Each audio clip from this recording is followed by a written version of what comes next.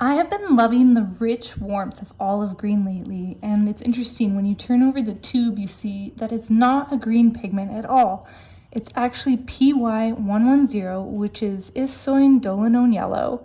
I have no idea if that's how you pronounce it, and PBK6, which is lamp black or carbon black. So it's these two pigments that make up this beautiful green. Another color that's frequently on my palette is Prussian Green. And when you turn over the tube, you see the same thing. It's PY110 along with PB15, which is Phthalo Blue. So that makes this deep green color. It got me curious about the pigment PY110. I found out that it's mostly in paint blends, but on its own, the only manufacturer I could find that sells it is Holbein. As you can see here, it's a deep yellow orange color.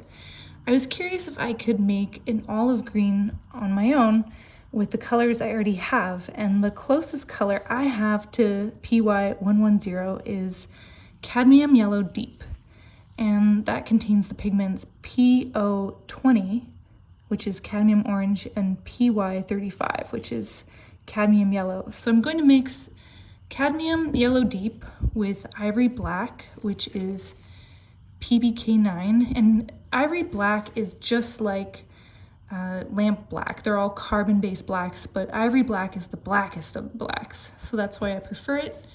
I'm also going to mix Ivory Black with Cadmium Yellow Pale, which just contains PY35, and Gold Ochre with Ivory Black, which contains PY42.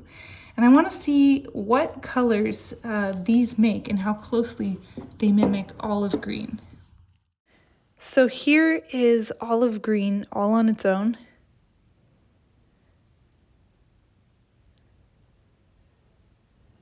Here's Ivory Black and Cadmium Yellow Deep. I had to keep adding black here.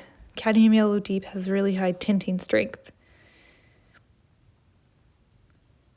Here is Ivory Black and Cadmium Yellow Pale.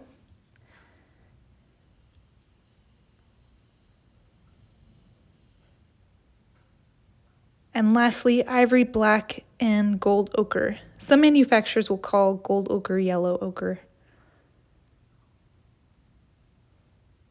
All right, here they are. What do you think? I actually love the Cadmium Yellow Deep and Gold Ochre blends personally. If you're curious about any of the paints that were used, I've added links below in the description.